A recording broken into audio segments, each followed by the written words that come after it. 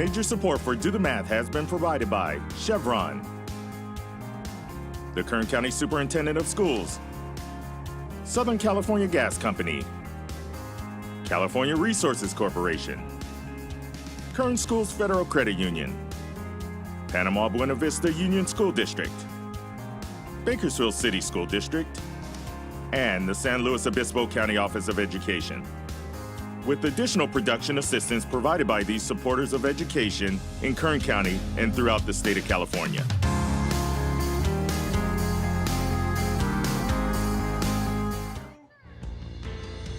We're here live at Stine Elementary School, home of the Vikings, and today we're all here to...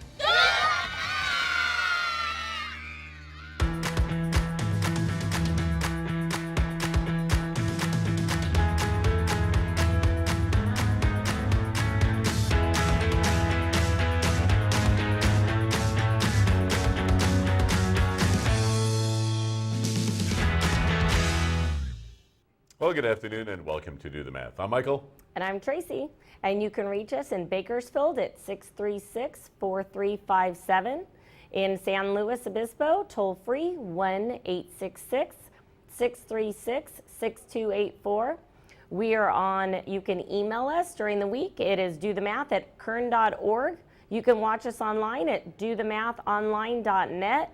And don't forget social media, Facebook, Instagram, Twitter, and YouTube. All right, well, you know what? We do have phone tutors available until 5:30, as we do most Tuesdays and Wednesdays throughout the regular school year. We'll be back out to visit Devin at Stine Elementary. We have a very special guest in studio, but first, let's take a look at today's Math in the News.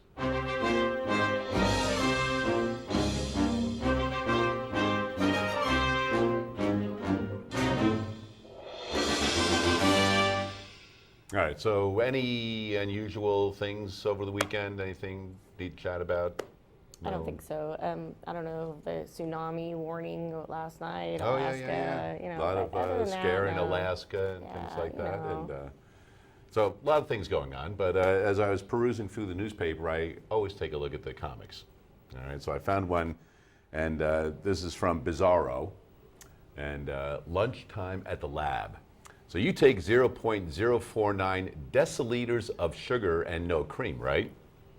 Yes, thanks. And our pizza bagels will be ready in 90,022 milliseconds. So I was like, a perfect opportunity to talk about some math and measurement right there, because there's some students out there going, well, what's a deciliter and how long is a millisecond? And if you have a very large amount, 90,000 milliseconds, how long is that going to be? So we take a look at some notations here, some prefixes, and we can see that we had deciliters. So a deciliter is going to be 1/10, and how you write it is 0.1, because we know that the first number after the decimal is tenths place. And if you wanted to do it exponentially, then you would write it 10 to the negative first.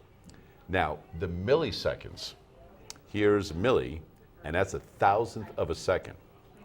So 90,000 milliseconds. So that's how far you would write that. You're going to go over 3 points, or 3 decimal places for that. And then, so that way you kind of get an idea, because students are learning metric system at various grade levels. So they're familiar with kilogram, centigram, milligram, things like that. But these are some of the other prefixes that you can have. And as far as scientific notation, being able to write these large and small numbers a little bit easier, here's a little bit on that. So all you're doing is moving the decimal when you're talking about scientific notation. So we can see that 1.5 times 10 to the fourth, it's a positive decimal. So what we're going to do is we're going to move that decimal 4 places. So we're going to start here, and we're going to go over 1, 2, 3, 4. So 1 times 5 times 10 to the fourth is now 15,000. Same number, just written in a different form. And same thing, if we have a negative exponent, then we're going to move it to the left 4 places. So then you would have 0.00058. And that is today's Math in the News. 636-4357 is the phone number. We do have phone tutors available until 5:30 this afternoon. And as stated earlier, we do have a very special guest in studio today. How are you, Valerie? I'm good. How are And you? I'm wonderful myself. Thank you for asking. Why don't you let everybody know where you go to school and what grade you're in? I go to Miller Elementary and I am in the 6th grade. Miller Mustangs, correct? Yes. All right. Now, how long have you been at Miller? Because I don't know how long that school's been open. It's kind of still new, isn't it? I've been at Miller since kindergarten. Oh, so it's not that new then. If you've been there since kindergarten, you're 7th year there. So how do you like Miller? I like it. It's nice. Yeah. What's the best thing about Miller Elementary, would you say? The best thing is that all the teachers are really nice. Well, that's very important because you do want nice teachers if you're going to be there all day, right? All right. So you brought in some homework, and we're going to go ahead and we're going to get a little head start on this before we go back out to Stine. You ready? Yep. All right. Why don't you head on over to the board? I'll put this under the camera, and we'll take a look at what you're working on. And here it says that you're using equivalent ratios to find the unknown value. And we can see the example that they had up there. But what we're going to do is we're going to go ahead and do one of the other ones right now. All right? So let's just start with number 2. Right about here. All right, so we have 3 over 24. And that is equal to 33 over, and then that's the unknown value we need to find. So if you could explain to Tracy how you do this type of a problem. You want to explain it? Yeah. Okay. You have to divide this number by the other number, this number, the 3. So I have to divide the 33 over, divide 3 from 33. So which one goes, like if we had the house, that would be, something like this. Where would they go? Which one goes where? Got it. So we would say something like 33 divided by 3 then, right? Yes. Perfect. Okay, now what do we do? We divide it. So 3 goes into 3 once. So then I subtract the 3. And then I bring this one down. And 3 goes into 3 once. So I subtract this one. And it is 0. So 3 goes into 33 11 times. Okay, so what do we do with that? So now we have to multiply 11 by 24. Okay.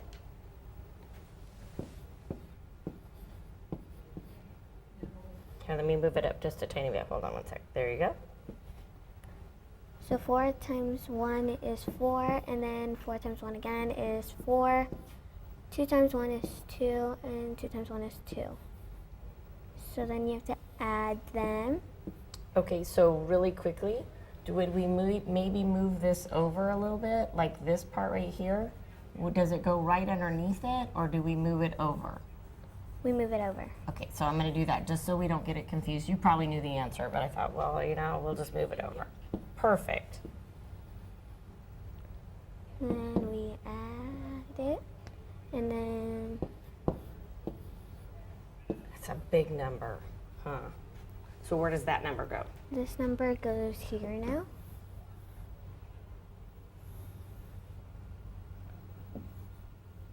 Got it. Very nice. All right, so go ahead and erase that. We'll do one more. We've got time to do one more. And we'll keep on going. So we have 7 over an unknown quantity. So it's just 7 over. It's okay, hold on. Let's just make sure that was 2. Okay, now try. There we go. And that's equal to 21 over 27.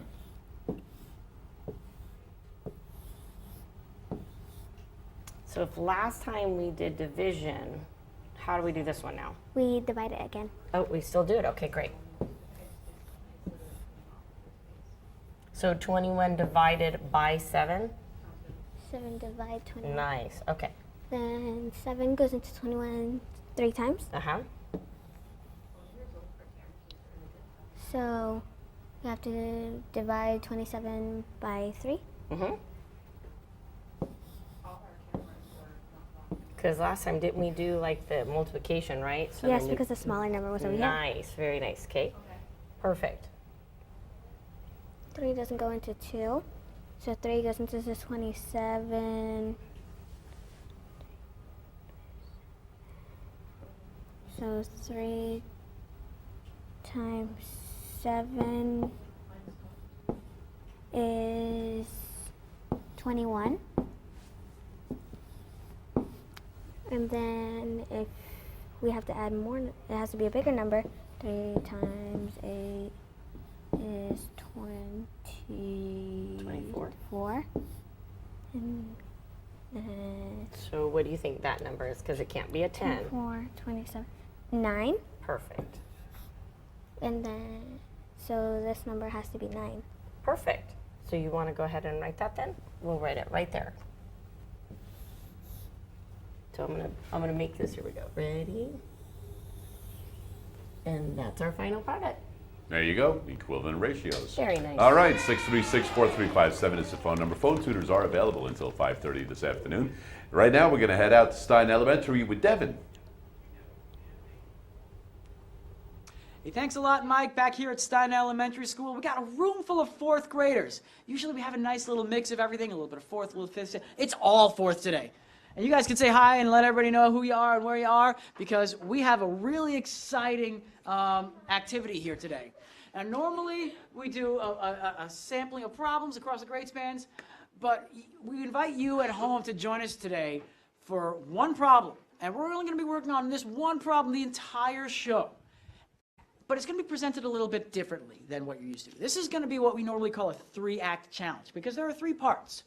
And our first part is actually going to start off with a video. And we want to credit Andrew Stidell and his work, as well as all the collaborators from the 101Qs.com for putting this 3-act task together for you. So if we have everybody here in the room and you at home, we have a video we'd like you to watch. I hope it comes through clearly. It's very brief. It's about 24 seconds. I just want you to watch and think about what you notice from watching this.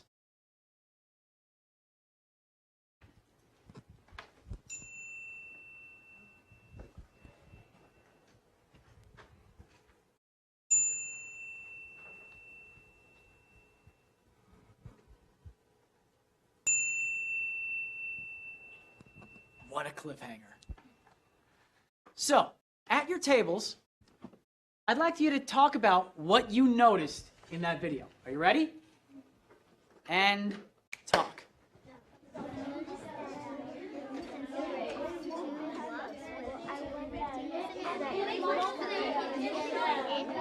became one with 2. It went like 2 blocks. I'm going to let them talk for a little bit, maybe in 1 minute or so. Hopefully, these kids see that they had 2 boxes that were partially filled go into one side of the black box, and then out of the other end came one box with a different amount filled in based off of what went in. So hopefully they put that together based off of what they saw. And we're going to take all of their notices and put it together on the board so that we can record that before we ask our second question. And again, I hope you notice the same things that we're noticing here in the classroom. So let's see what they've got to say. Can we bring it together, please? Oh, wonderful. If I had class points to give, I would give at least 5 for just that come back. I didn't even have to count down. It was wonderful. Hey, I'd like to see if we can get an idea of some of the things that you noticed. And maybe we go around one thing per table very quickly. Somebody at this table, what did you notice?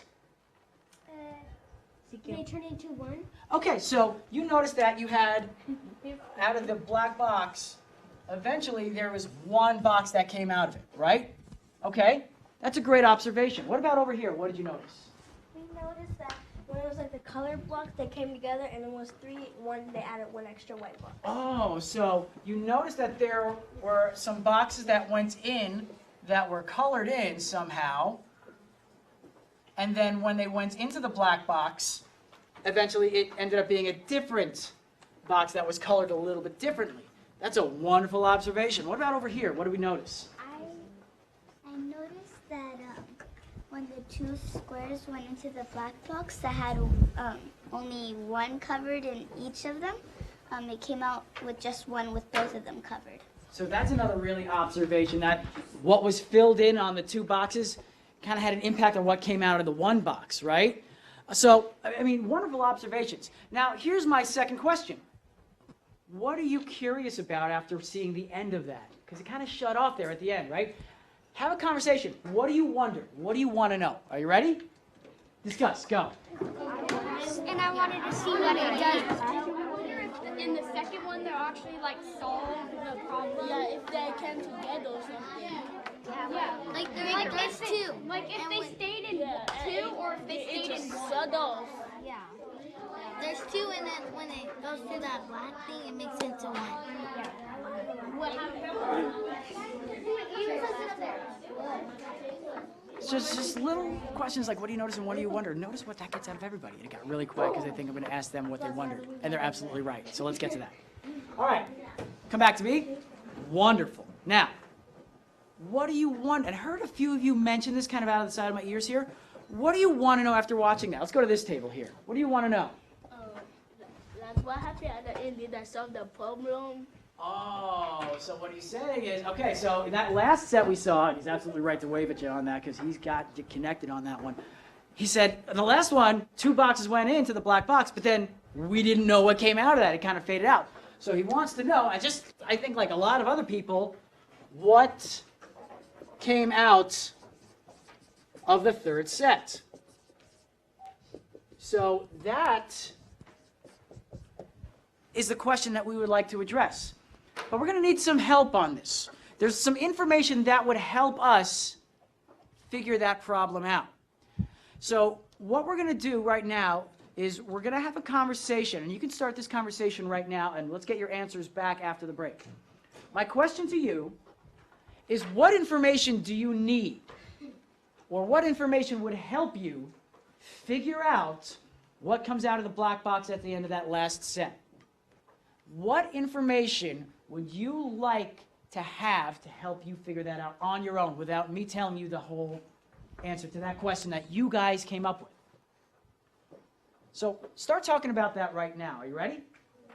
Discuss.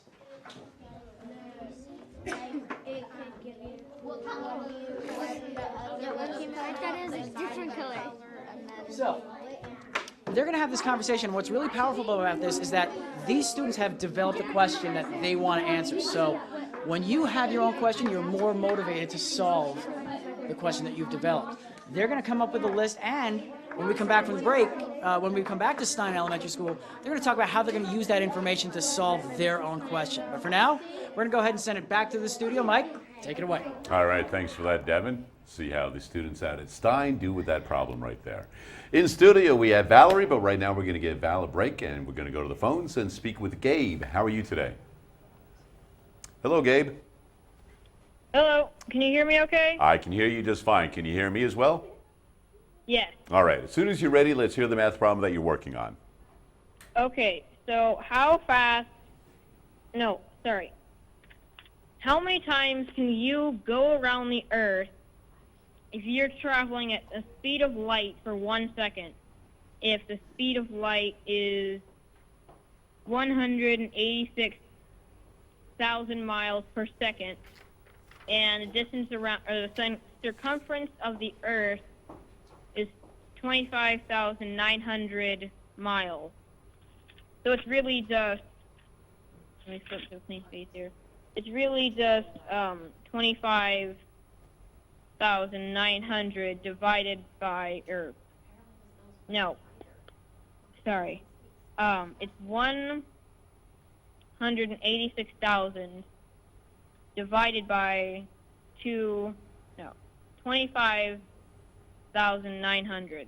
All right, let's get some of the numbers up on the board. All right, so we have 186,000 miles per second. 186,000 miles per second. Right. And that's what he's saying the speed of light is, so that's Okay. what we've got, all right? The distance around the Earth Okay. is 25,900 miles. Yep. And that's around the Earth. Right. Yeah, that's one rotation. One time around. So he wants to know how many times can you go around the Earth if you're traveling at the speed of light. Is that what the question is? Yes. Okay, so Gabe, do you know how to do this? And so then I'll go ahead and write it on the board. You can tell me how to do it. Okay, so first you have to figure out what number you can start at to divide it. So you can't put it into 1, you can't put it into 18. I think you can put it into Okay, so you can't put it into 1,890, but you can put it into, nope. You can put it into 1,809. 100. So are we dividing or are we 89,000. multiplying, Gabe? Okay. Are we So dividing or multiplying? We are dividing. Okay, so we're going to start with the division sign. Got it. Yes. Okay, what are we dividing? We are dividing 25,900 into 189,000. 189,000, so it was 86,000. 186,000. Oh, I wrote it upside down. Oh, okay, so it's 189. No, you're right. You were right. I was wrong. Okay, 186. So it's going to be 25,900 divided by 186,000? Yes. Perfect. Okay, so I'm going to write this on the outside, and then we're going to put on the inside the 25,900. So we really can't divide that. So what do we have to do? We have to add what? We have to add, I think, a few zeros. A few zeros, probably, right? At least a couple. So I'm going to put the decimal there, and then I'm going to add 1. You want to start with 1? Sure, let's try that. Okay, so 186,000 goes into 259,000 at least one time. So we're going to do that, and then we're going to take 186,000 away from 259,000. Do you have me on screen, or can you just hear me? I think I can, oh, just give me a minute. No, that's okay. I was just wondering so I could talk to you, or whether or not I could tell you to refer to the TV. No, I can see you. Just Okay. give me a minute here. So if we take 259 and we're going to take away 186,000, then we definitely have to drop down these zeros. It would be 3, and we have to borrow from there. So 18, 19, 20, 21, 22, 23, 24, 25. We have a total of 73,000. Now what do I do? So, I think, oh, sorry, I didn't quite hear you at first. That's okay. So if I take 259,000 and I'm going to take away 186,000, it leaves me with 73,000. So what do I do? so- Should I add another zero? I don't think you need to add another zero. Are we just no, rounding wait, this yes, you do. problem? So, Does it tell you to round it, or is it just trying to get you to, what's the true question at the end of it? it's just it does tell you can round it if that'd make it easier. It does say you can round it? Yes. Okay, we're going to go one more time and see what we have, okay?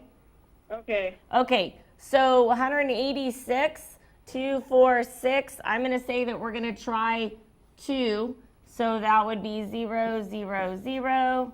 It'd be 12, 16, 17, 2, 3. We definitely can do this about 14, right?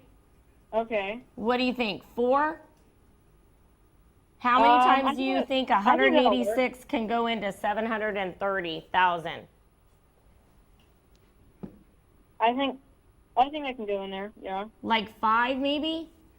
Yeah, I think so. Okay, Yeah, that sounds right. Okay, let's try 5. So we have 1, 2, 3. It would be 30. 5 times 8 is 43. 5, we're way too high. Now we got to go down just a tiny bit. One more time, okay? Okay. How about let's try 4? Okay, I think that'll work. Okay, we're going to try 4. So 4 would be 0, 0, 0, 24. 8 times 4 is 32. Yeah. We're still too high. So we are going to round it to 13. What do you think? I think that'll work. I think that'll work. So we're going to make this a 3. And then we're going to do this. 6 would be 18, 24, 25, 3, 4, 5.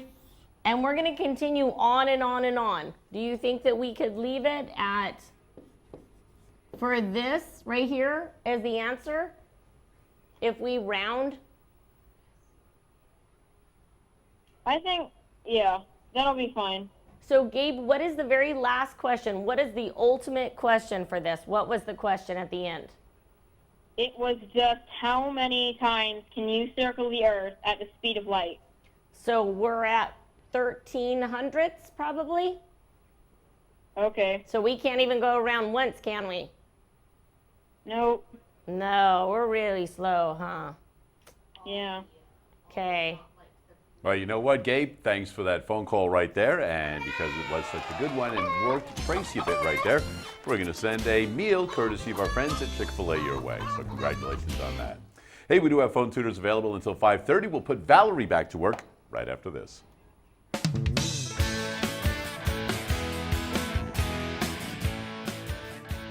Today we're at Orangewood Elementary School, and today we're here to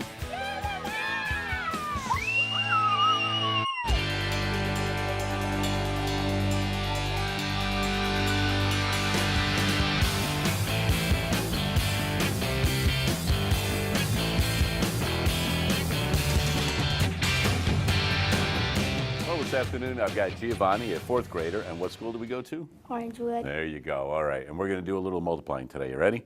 All right, why don't you turn around and take a look at this. And you're in 4th grade, so let's say there are 69 4th graders in your school, and your principal is feeling generous and decides to give each of you 50 cents just for coming to school that day. Mm-hmm. How much money will she have to give all of the 6th graders that day? So there's your marker. How would you like to work this out? I would like to work it out by doing algebraic notation method. You show me what you'd like to do.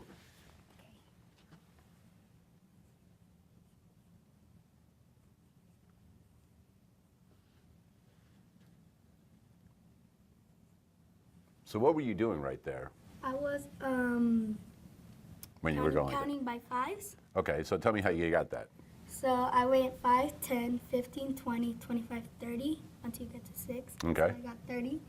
And then there's 2 zeros right here, so I add the 2 zeros, and that makes 3,000. Nicely done. Right, 3,000.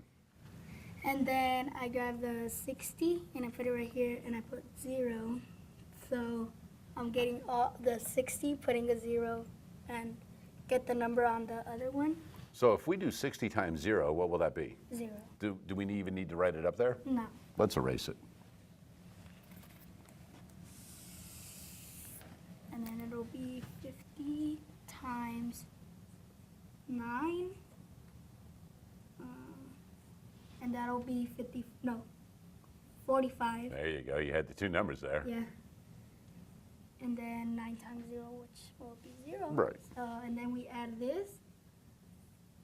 That'll be 0, 5, 4, 3,455. So 300, 450 what?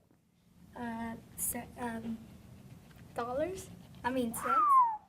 Well, which one is it, dollars or cents? Cents. Cents. So 3,450 cents she needs to bring. Mm-hmm. And are they all going to be pennies? I think, no, they're all going to be quarters. You think quarters? Yeah. Okay, so instead of saying 3,450 cents, is there another way to say that? Or we could show that so that it's money. Let's say I wanted to do dollars and cents. So you put the dollar sign? So now it's $3,450. Oh, wait. Sweet.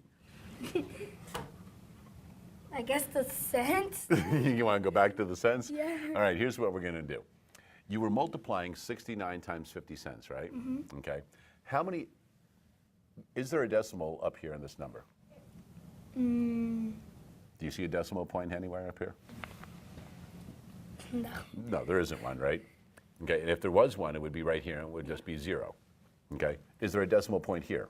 Yeah, right there. Right there. And how many numbers are after the decimal point? A 2. 2.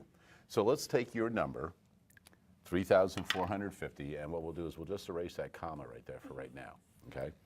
And if the where is the decimal point here right now? No. There isn't one. So just like with this, if there is no decimal point, where do we put it? We put it in where, Right at the end, right? So go ahead and put the decimal point there at the end. just a dot. Just the dot, that's the decimal point. Okay, now we need to move it 2 places, right? So move it 2 places to the right. So you're gonna go like this, 1, 2. 2. Okay, so now put the decimal point there. So now what is that? $34.50. I mean, It is, yeah, but how do I know that's dollars and cents? It just says 34.50. because you gotta put the signs like the dollar sign, the dollar sign and the. Well, let's cent go, sign. Giovanni. Put the dollar sign. Now what do we have? $34.50. All right, so your principal says there are 69 fourth graders in this school and I want to give them each 50 cents today. We're going to do a little lesson on money. How much money does she have to bring? For $34.50. Do we need this number at all for anything? No, because that's just the number for the grade you are in, like 4th grade. Giovanni, nice work, dude.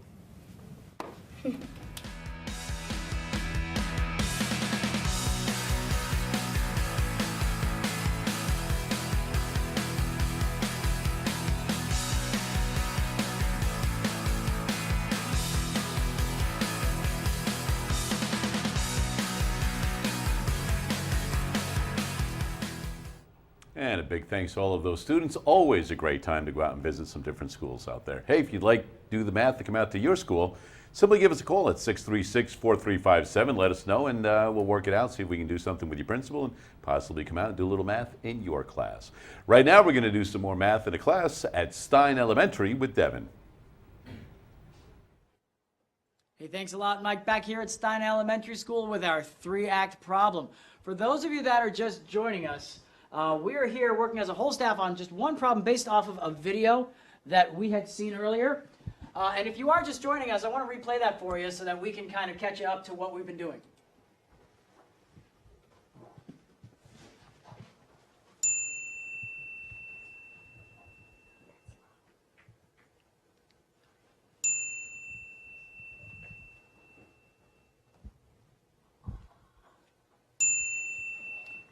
So we talked about what everybody in the room noticed and what they wanted to know, what they wondered about this video. And the consensus, the agreement that we came to was we wanted to know what box came out of the third set, that black box.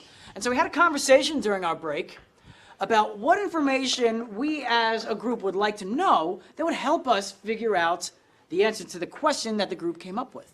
And we had some really interesting tidbits about the information that they asked for that would help them out with that. So let's go ahead and kind of go around and talk a little bit about some of those questions. Over here, we talked about wanting to know if there was a pattern that explains what the black box does. So if we knew what was happening inside the black box, how would that help us? What would we be able to use that to do?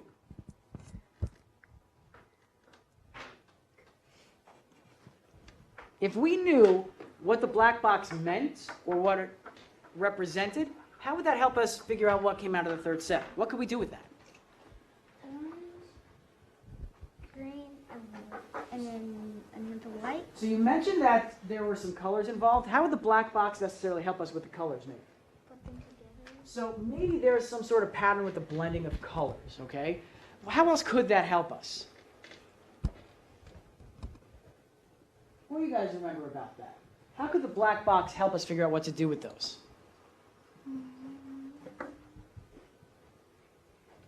Yeah. We can figure out what color it means. So there's this real close, tight tie-in with the colors. And maybe the color isn't necessarily the only thing that'll help us, because that was another question that was asked. Do the colors that are in the boxes mean anything or tell us anything?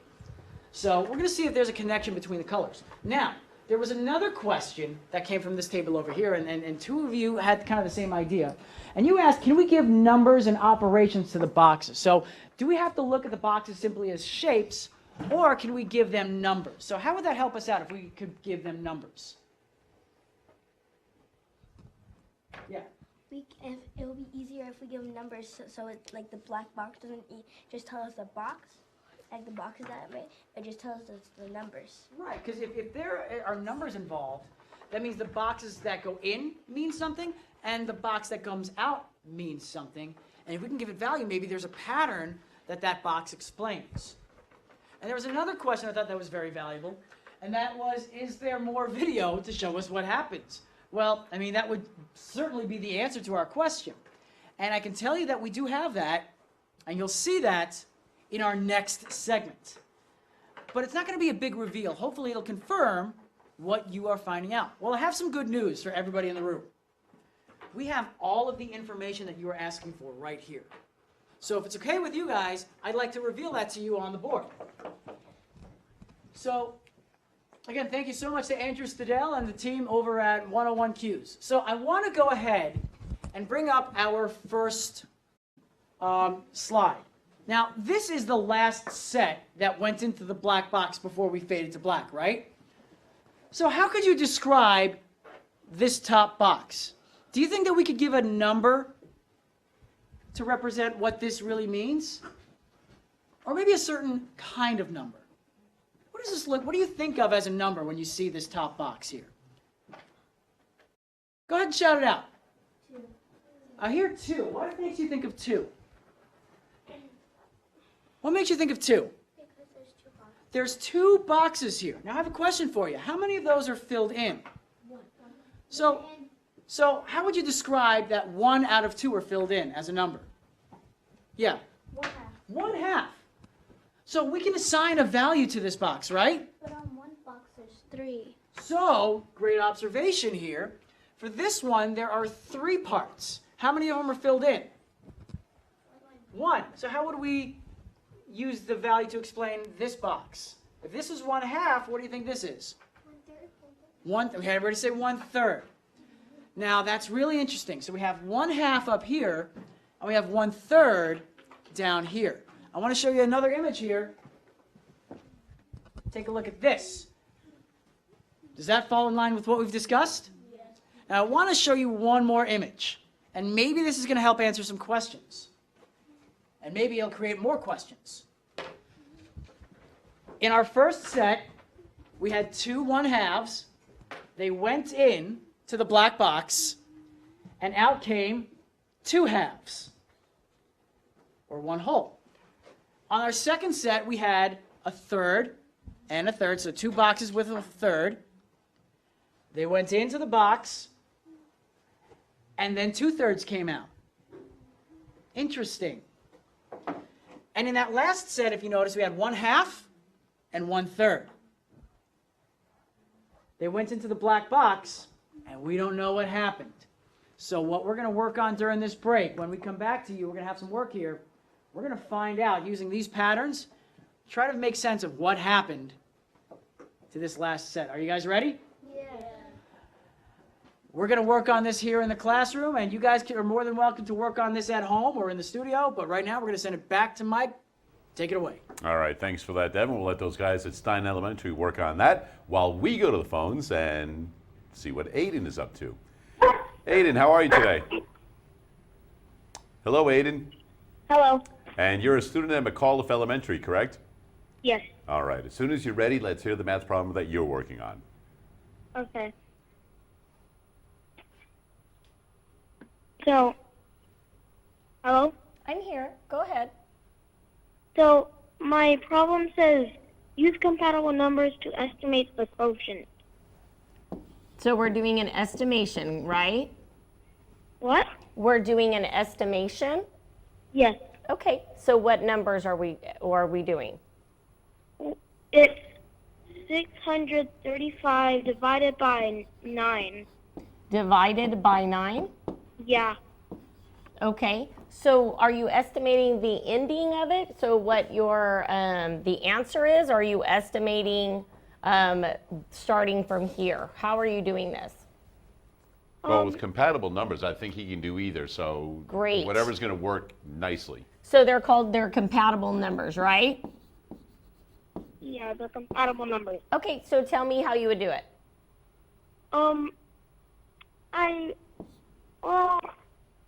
I don't really get it. Okay, so if we're doing compatible numbers and we're trying to estimate, Would we estimate up, say like with maybe divided by 10? Would that be easier?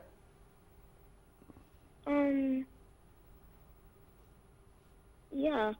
So we would do maybe 630 divided by 10.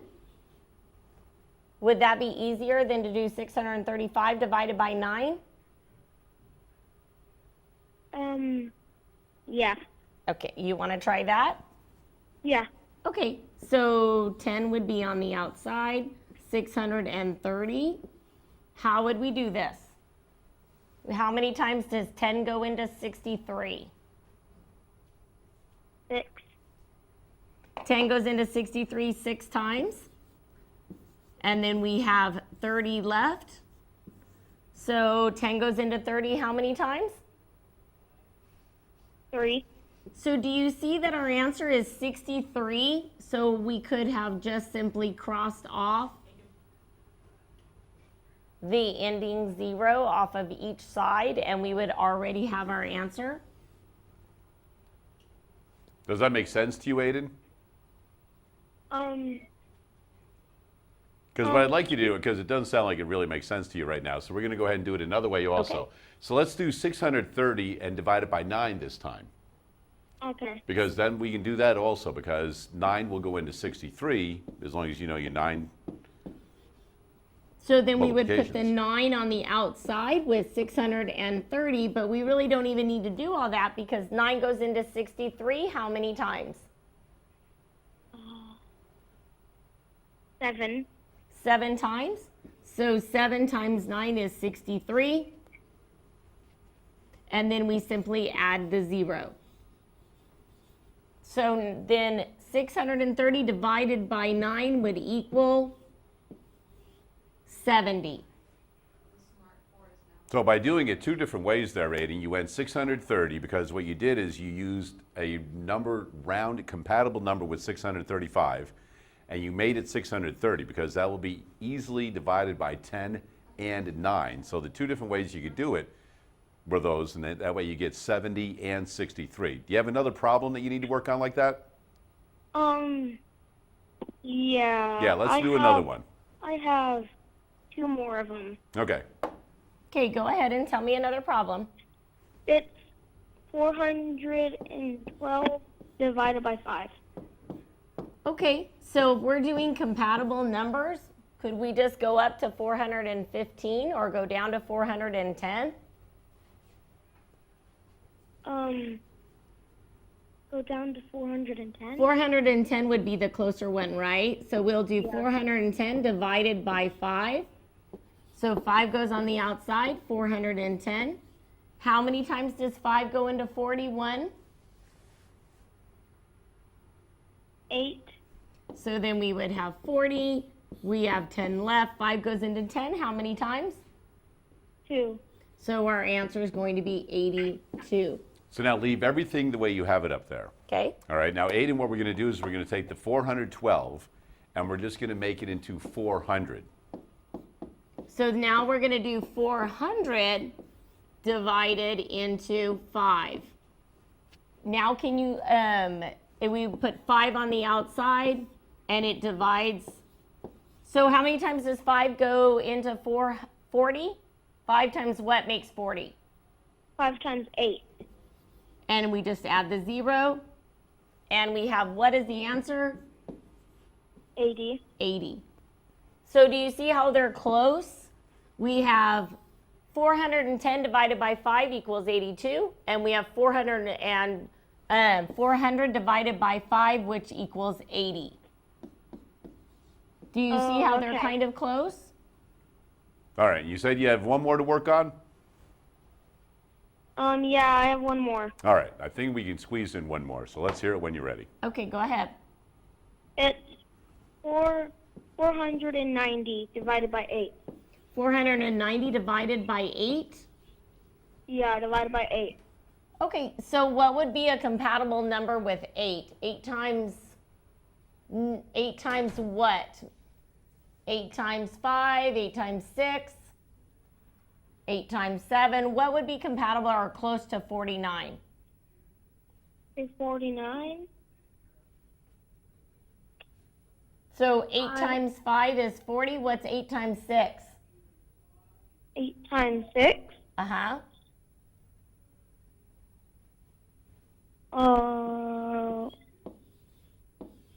48.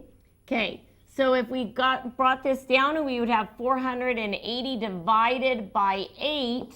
8 would go on the outside, and you just told me that 8 times 6 is 48. So our answer would be 60. Do you see what compatible numbers are now? We're trying to find numbers that are compatible that we can do multiplication and division easier. Okay. All right, well, nicely done right there, Aaden. A couple of great problems, and because of that, we're going to send you to the Bakersfield Condors hockey game. So congratulations on that. 636-4357 is the phone number, and Aaden, and if you or anybody else needs some more help with homework, we do have phone tutors available until 5:30 this afternoon. Right now, Valerie, you kind of been hanging out with these phone calls going on. You ready to get back to work? Yeah. All right, back over to the board with you, young lady. Here we go. Thank you. You are A welcome. 3-ounce serving of tuna. Hold on, read it. Okay, go. So 3 ounces of tuna provides 21 grams of protein. So you can just write down whatever information you think you need. 3 grams of tuna, or 3 ounces of tuna,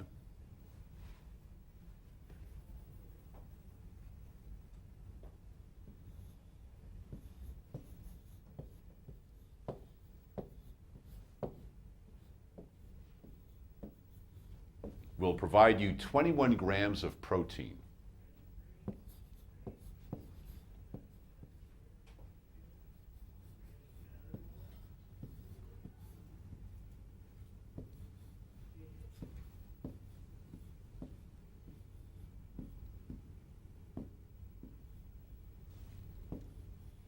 There you go. So now the question is, because we're going to use equivalent ratios like you were using before, all right? And we would like to know how many grams of protein are in 9 ounces of tuna? Do you want to, you can go right over here, I can pull it down. You want me to pull it down? Would that be easier for you? Yes. Okay, we'll pull it right down here. So 3 over 21. So you have to do it like this. There you go. Perfect. And then we need 9 ounces. 9 ounces, did you say? Correct. Yes.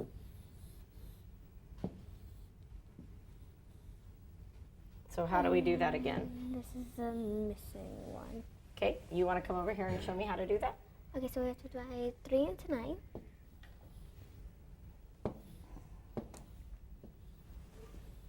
And that equals 3.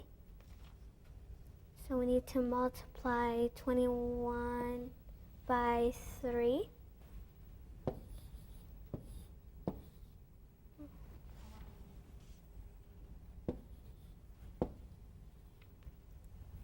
I just like, you know, just so you can erase it and all that. Sorry, I didn't wait. Sorry. It's okay. Okay. Perfect. So 3 times 1 is 3. 3 times 2 is 6. And that's our answer, 63. So 63 was the missing number. It's a lot of protein, huh? Yeah. Yeah. All right, ladies, you know what? Why don't you go ahead and erase that board, and I will give you one more problem. Val, this is going to be like the ones that we started off with, but it's going to have some larger numbers in it. All right, here we go. So we have 36 over 50.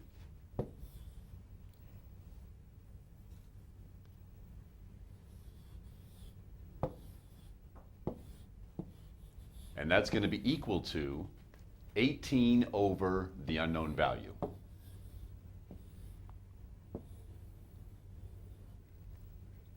So 18 goes into 36 twice. So we have to multiply 50 by 2. So 50 times 2 is, Do we multiply or divide? multiply. Are we making it smaller or bigger? Smaller.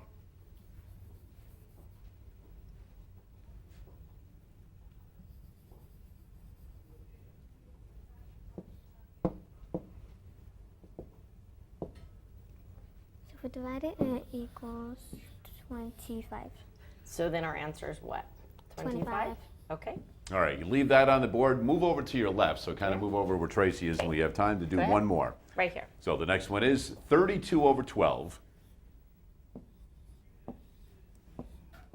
is equal to the unknown value over 3.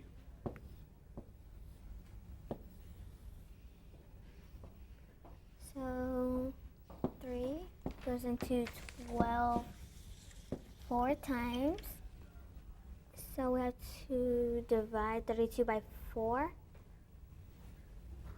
So it's 32. So 4 goes into 32 8 times.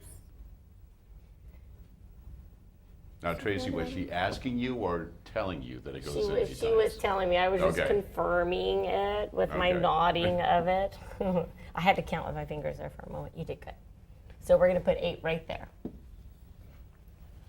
And she did good. There you go. Nicely done. Come on back over here, Val. Nicely done today, and all of that work. 636-4357 is the phone number. We do have phone tutors available until 5:30, so if you've already phoned in and you have some more math problems you need to work on, that's exactly why we're here.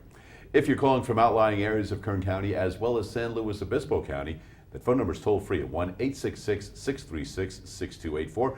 Don't forget, every day if you call in from San Luis Obispo and we do one of your math problems, you'll automatically receive ice cream courtesy of Doc Bernstein's Ice Cream Lab. You made out pretty good today, right? I think we gave out some Chick-fil-A, Yes. some Condors, right? And McDonald's. And McDonald's and things like that, and some pencils with the kids over at Stine Elementary. As a matter of fact, let's head back on over to Stine Elementary and check in with Devin and see how they're doing. Hey, thanks a lot, Mike. Well, here we are, our final segment back here at Stine Elementary School. Time for the moment of truth, the big reveal. If you followed us all show, you've noticed that, remember that we introduced a series of boxes that went behind the black box and came out with something else. And so we did this with a third set. We saw 2 boxes go in behind this black box, but we don't know what came out. And that's what our students have wanted to explore and discover the entire program. What came out of the third set? Now, as we left the second segment, we were exploring applying values to the images. So we recognized that this box could represent 1/2, and this box could represent 1/3.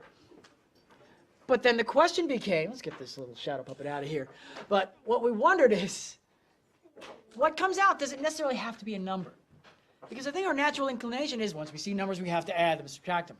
But no numbers ever came out of the black box. And so our students started asking and wondering, does it have to be a number? If we really think about what's going to come out of that black box in that third set, it's going to be a shape. And it tied into the idea of colors mattering.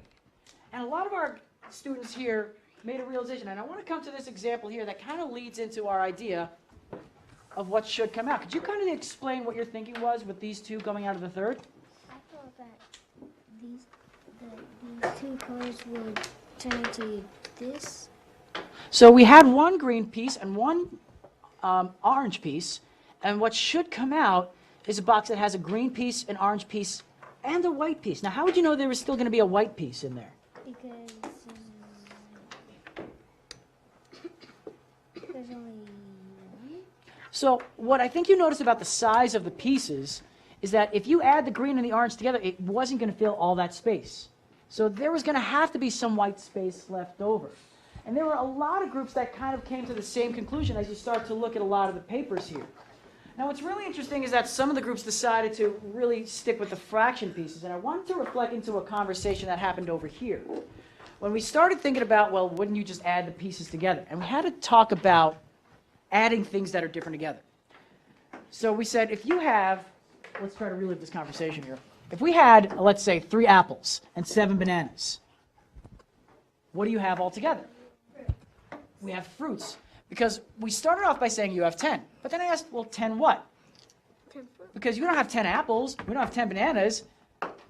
And you started to say, well, you have 10 apple bananas. I was like, is that what we call all apples and bananas, apple bananas? I don't know the answer to that. I've never tried. But you came up with the idea of, well, they're both fruit, so we would have 10 fruit. And he's absolutely right. You can't add something unless you're adding the same thing. So sometimes with fractions, you have to make both fractions the same thing before you add them. So you can't just add 1/2 and 1/3. And that's kind of what we started doing over here with this visual. So you broke up all of your pieces here into sixths. And then you recognize that 1/2 would be 3 of these 6 pieces, and 1/3 would be 2 of these. So we would be adding together 1, 2, 3, 4, 5 pieces out of 6. And whatever comes out of that box should look like 5/6 of that box filled. So I thought that was really interesting. So, the moment of truth, people have been asking, is there a video that shows us what comes out of that 3rd box? And yes, there is. Are you guys ready to see what's coming out here? Yeah. We've been waiting all hour to figure this out, and finally, we are there. Are you ready? Here we go.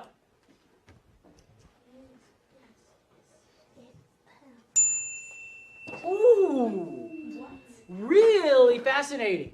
So a couple of things here. First of all, anybody who put that green on the orange with the white space, were you wrong? I don't think so.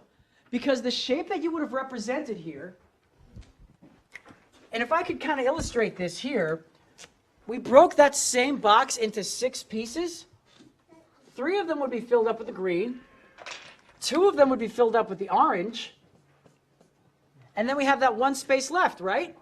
So, is this still the same amount of the box that's filled up? I think so. 5/6 of that box. I want you to recognize something about math.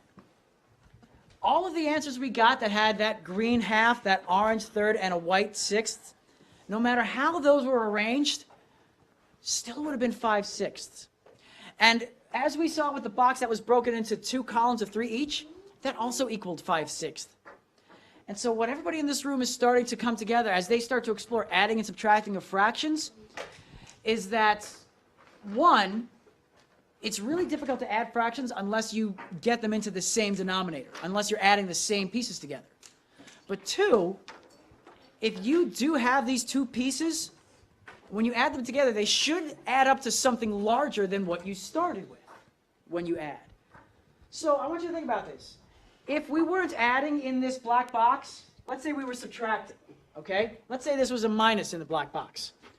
Would this piece be bigger than what we started with or smaller than what we started with? It would be smaller. So it helps us make sense of this value. Ladies and gentlemen, we have solved the 1-hour math problem. What?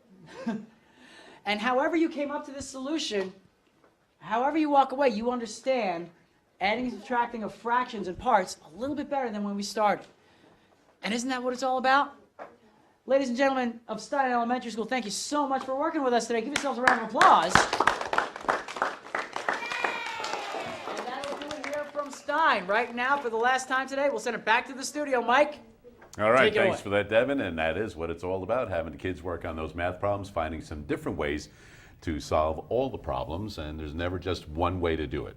All right? And we found that out today, didn't we? Yes. All right, you know what, Valerie, for coming in today, we're going to put you in a brand new uniform. So let's go ahead and we'll put that right there. And you know what that means now? I was on the show. That you were on the show, because that's the only way you can get one of these t-shirts. And now what we need you to do is to let other students know about Do the Math. Can you do that? Yes. Very good. You're hired. Until we meet again, continue to do the math.